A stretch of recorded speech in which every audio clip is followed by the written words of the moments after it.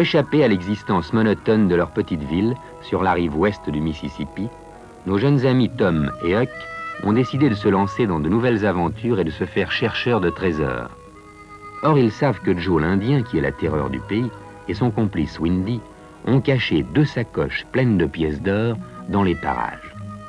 En les pistant, Huck apprend que ces 2 bandits préparent un nouveau coup et s'apprêtent à assassiner une riche propriétaire du lieu, la veuve Douglas. Il alerte aussitôt un fermier du voisinage, gallois, qui monte en selle avec ses fils et arrive à temps. Au cours de cette nuit mouvementée, Huck fait une chute et perd connaissance. Il se réveille dans la belle maison de la veuve Douglas, qui le soigne avec reconnaissance. Elle lui doit la vie. Mais pendant ce temps, Tom et sa petite camarade de classe Becky se trouvent entraînés dans d'autres aventures. Sous la conduite de M. Dobbins, les élèves de l'école avaient entrepris, à bord du bac, une excursion à la grotte Macduff, située à 5 km en aval et sur la même rive du fleuve. Cette grotte avait une réputation inquiétante. On pouvait, paraît-il, se promener pendant des jours et des jours à travers les galeries et même descendre de plus en plus profond sans jamais en trouver la fin. Mais personne n'avait jamais osé pousser l'exploration jusqu'au bout. Et M. Dobbins, bien entendu, était resté dans les limites de la prudence. Moi, j'aurais peur, seul dans des grottes comme celle-là. J'aurais peur de me perdre. Oh, penses-tu? On se retrouve toujours. C'est un vrai labyrinthe ici. Mais justement, il n'y a qu'à chercher la sortie. Hey, Becky, quoi? On va les laisser partir et nous ferons seuls. Viens. Où veux-tu aller? Tu feras bien, viens.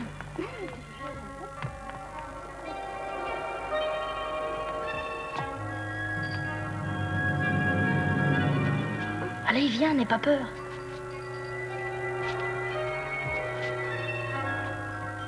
Attends, je t'attrape.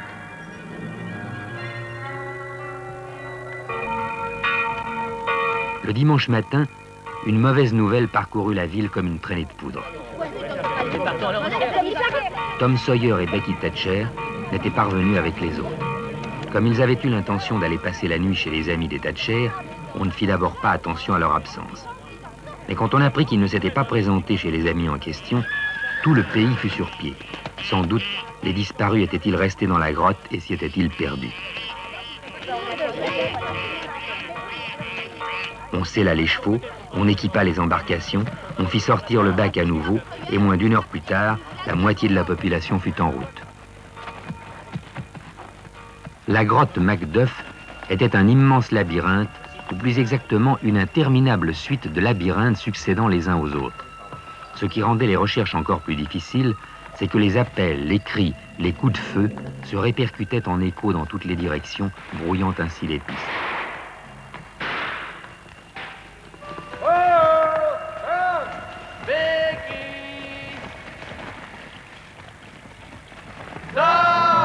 Visitez cette galerie, nous allons voir par là.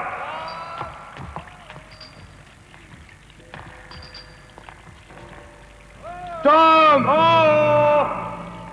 C'est inquiétant qu'ils ne répondent pas.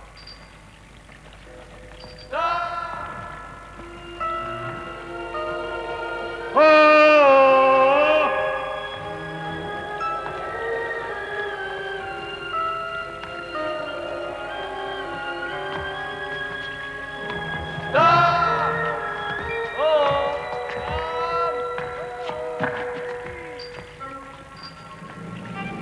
Il n'y a rien non plus par ici. Tom! Becky! Où êtes-vous?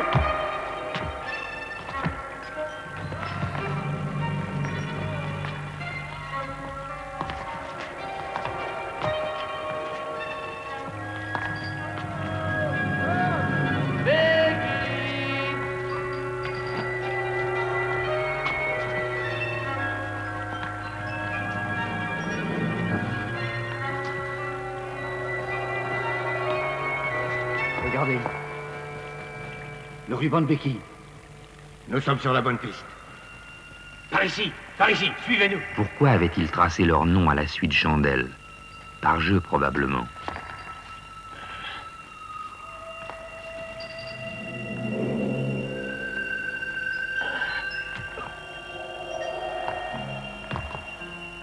Tom! Attention, Becky! laissez-vous. Il y a un Répondez! boulet. Je ne sais pas sur quoi il débouche.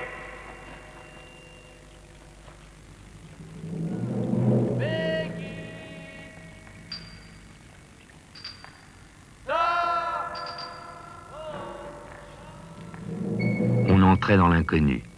Personne n'était jamais venu jusqu'ici. En tout cas, personne n'en était revenu. La journée du lendemain passa interminable. Tout le monde pleurait les disparus. À l'église, on célébra un service d'action de grâce et la petite ville, ce soir-là, s'endormit dans le désespoir. Dans son chagrin, tante Polly se raccrocha à une vieille superstition des Noirs, qui croit qu'une lampe allumée contre la fenêtre ramène les disparus. Chez les Thatcher, on avait beau mépriser toutes ces superstitions primitives, il y avait tout de même une lampe derrière la fenêtre. Certains disaient que les enfants s'étaient noyés et faisaient flotter des chandelles pour attirer les corps à la surface. Les élus sont admis à contempler le Seigneur. Une forte fièvre s'étant emparée de Huck, la veuve Douglas se transforma en infirmière. Elle proclamait partout que ce fils d'ivrogne, né d'une mère inconnue, n'en était pas moins une créature de Dieu. Elle lui arrangea une chambre chez elle et le fourra au lit. Il se promène dans des lieux merveilleux et chante la gloire de Dieu dans toutes les langues, en s'accompagnant soit de sitar, soit de lyre, soit de harpe. C'est ce qu'on appelle l'harmonie céleste. C'est tout? C'est pas lourd comme distraction. Huck.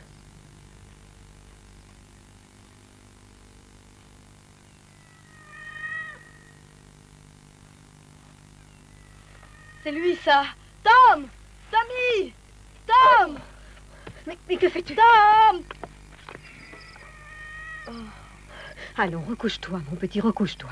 Ce n'est pas raisonnable, tu vas prendre froid. Tu n'es pas encore un élu. Mais qu'est-ce qui est arrivé à Tom, madame? Je ne sais pas. D'ailleurs, tu es malade. Viens te recoucher, mon petit. Pourquoi pleure-t-elle, se demanda-t-il. Bizarre.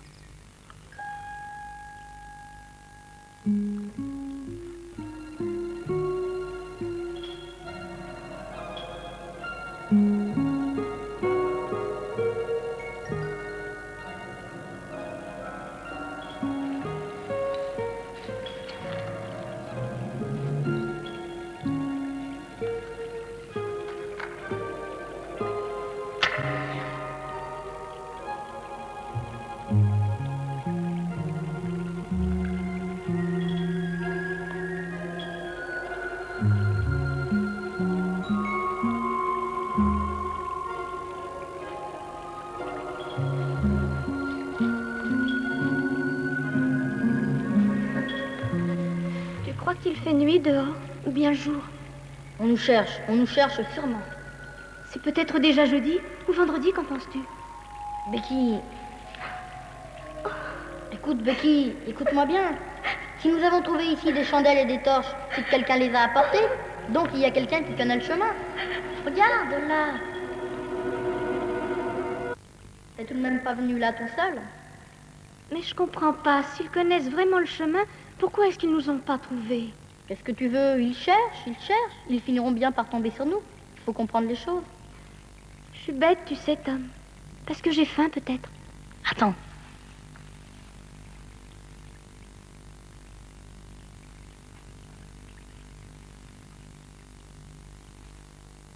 Tu reconnais pas?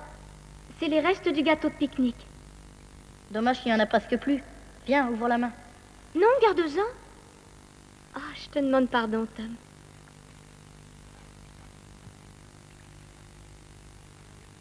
Tu sais, ta coiffure, elle est idiote. Vraiment idiote? Non, c'est tes cheveux trop longs qui te donnent une drôle d'allure. T'as entendu?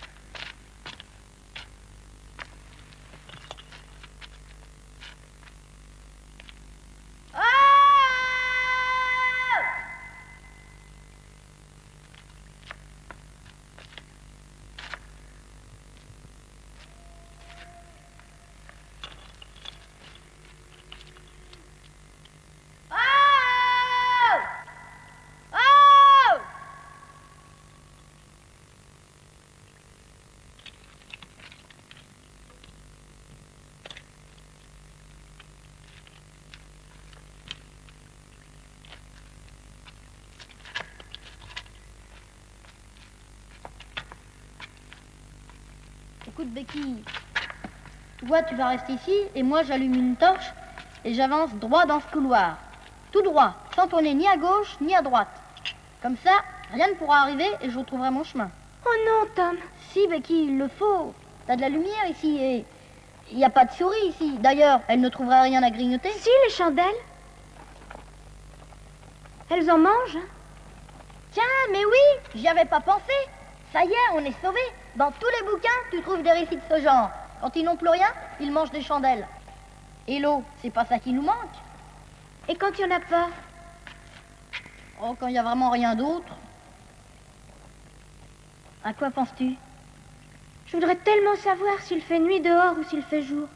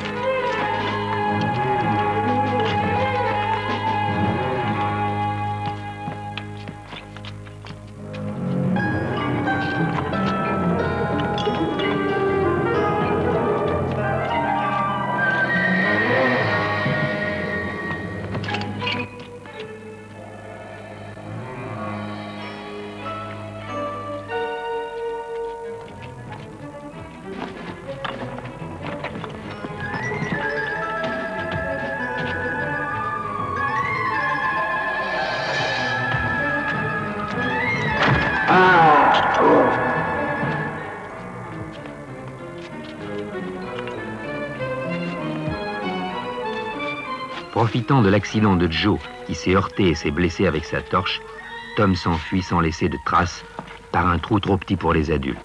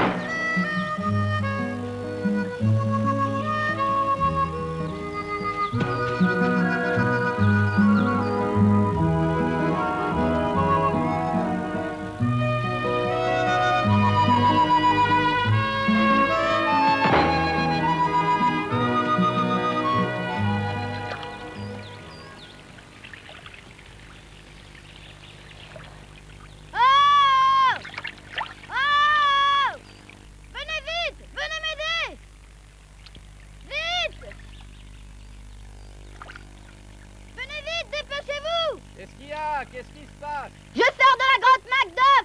Il y a encore quelqu'un à l'intérieur. Becky Thatcher, allez encore dedans, toute seule. Faut m'aider à la sortir de là. Mais pour qui me prends-tu, mon garçon? L'entrée de la grotte est à au moins 5000 en amont. Ne me dis pas que la sortie se trouve ici, à 5000 de l'entrée ou davantage. Au beau milieu de la nuit, la cloche de l'église se mit à carillonner.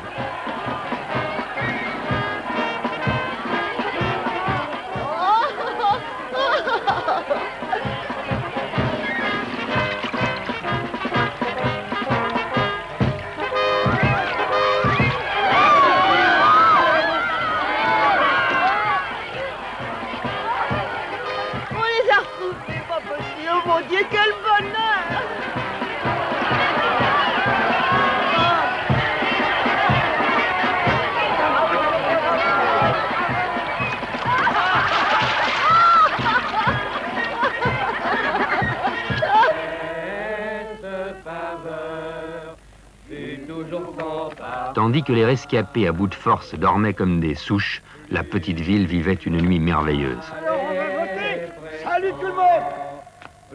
Et Muff Potter, ivre-mort une fois de plus, crut qu'il s'agissait d'une réunion électorale. Pour le sénateur Wilkins. Ouais. C'est lui qui doit être élu. Vive le sénateur. Ouais. Vive la République. Et vive la démocratie. Ouais. Oh, mais vous ne m'empêcherez pas de crier ce que je pense. Oh, poussez pas, hein. Vive la République. Ouais. Et la démocratie. Le seul qu'il faut élire, eh bien, c'est ce brave Wilkins. Ouais. Oula. Oula. Après 3 jours et 3 nuits passés à dormir et à manger, Tom avait retrouvé sa forme.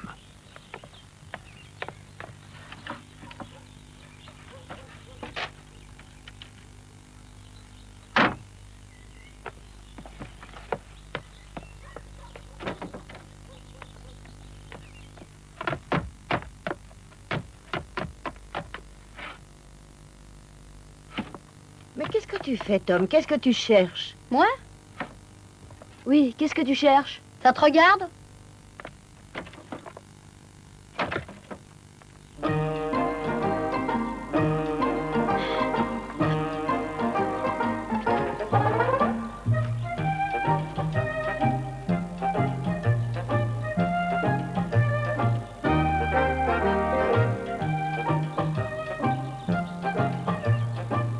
Il y avait un bon bout de chemin jusqu'à la propriété de la veuve Douglas.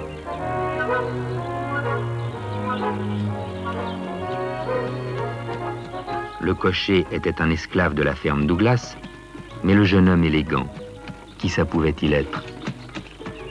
Hey! C'est toi, Hucky? Oh, Tom! Tom! Tom! Hucky! Tom! Huck! Vaut mieux t'asseoir, monsieur Huck. La veuve a dit que je dois te conduire à l'école. Alors vaut mieux t'asseoir. Huck! Espèce de sacré nègre, arrête donc, sacré nègre noir! Sacré nègre noir ne s'arrête pas. Mr. Huck! Mr. Huck!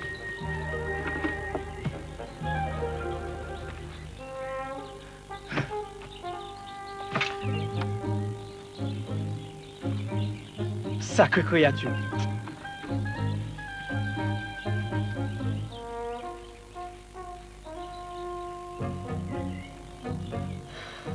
Eh bien, mon vieux, te voilà drôlement chic. Oh! Il faut que tu me sortes de là. C'est l'enfer. La veuve Douglas, c'est une chic bonne femme, même trop. J'en peux plus, moi. Elle me lâche pas de la journée. Tout ça pour me civiliser, qu'elle dit. Défense de dire des gros mots, défense de mettre les pieds sur la table, défense de tout. Et en plus, faut aller à l'école. Ce sacré noir qui me lâche pas et me demande tout le temps si j'ai besoin de quelque chose. Eh bien non, je veux rien, moi, je veux qu'on me fiche la paix. Écoute, mon vieux, c'est comme ça, y a rien à y faire, faut y passer. Tu verras, au bout d'un certain temps, tu seras blindé. Blindé, je voudrais bien t'y voir, toi. Écoute, mon vieux, tout ça, c'est de la foutaise. J'ai une nouvelle sensationnelle, devine. Allez, devine. Oh, mais je sais pas, moi. Le trésor, j'ai découvert où il est, devine. Oh, deviner, mais tu me fatigues. Dans la grotte Macduff, en l'explorant, je suis tombé, devine sur qui? Sur John Indien, parfaitement. Il a bien failli avoir ma peau. Dans cette grotte? Oui. Oh non, Tom, ne compte pas sur moi. Je ne veux plus entendre parler de Joe l'Indien. Mais moi non plus, qu'est-ce que tu crois?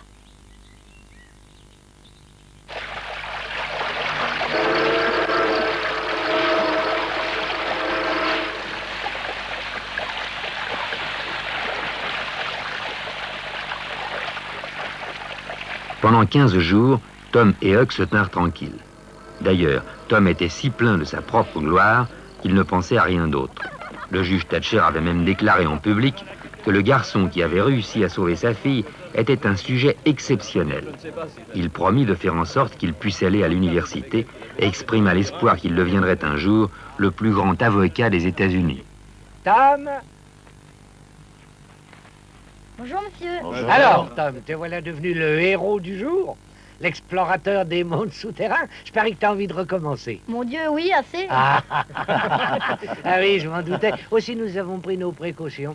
Nous avons fait poser une bonne serrure sur la porte. Et c'est moi qui garde les clés. Et oui. Il ne pouvait s'agir que de l'entrée principale. L'autre, Tom était seul à la connaître. Et même Joe l'Indien, sûrement, en ignorait l'existence. Et depuis Monsieur. longtemps. Oui. Monsieur! Faut que je vous dise, je crois qu'il y a encore quelqu'un dans la grotte. Qui? Joe l'Indien. Joe?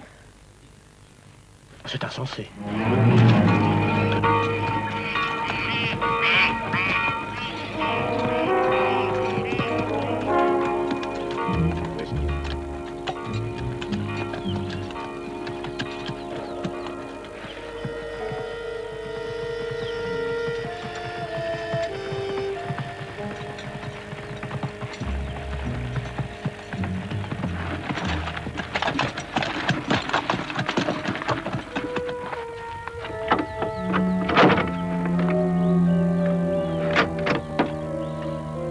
Attention.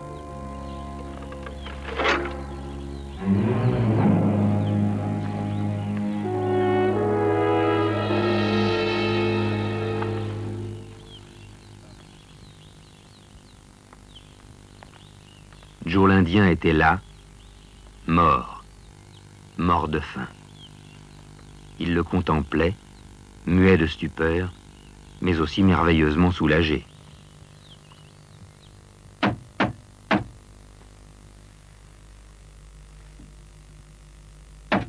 Oh, c'est d'une triste fin. Pauvre Joe. Ah oui, mais moi, je ne le plains pas. C'est pas bandit, on a le cœur. Je prierai pour lui, mais c'est pire, c'est quand même. Moi, je trouve qu'il a raison. On l'enterra à l'entrée de la grotte. Les gens accoururent en foule et de partout. On arrivait en famille, avec enfants et provisions. Bien sûr, la fête aurait été plus complète si on l'avait pendu. Mais tel quel, l'enterrement de Joe l'Indien fit quand même plaisir à tout le monde. N'ayant pas de barque, ils en empruntèrent une, tout simplement. Huck était tout heureux d'avoir réendossé sa vieille défroque. Tu vois, là où les chemins se croisent. Et le mur au-dessus. Tu vois, non? Oui? C'est mon repère. En dessous, c'est l'entrée. Tu vois, Huck? Oui?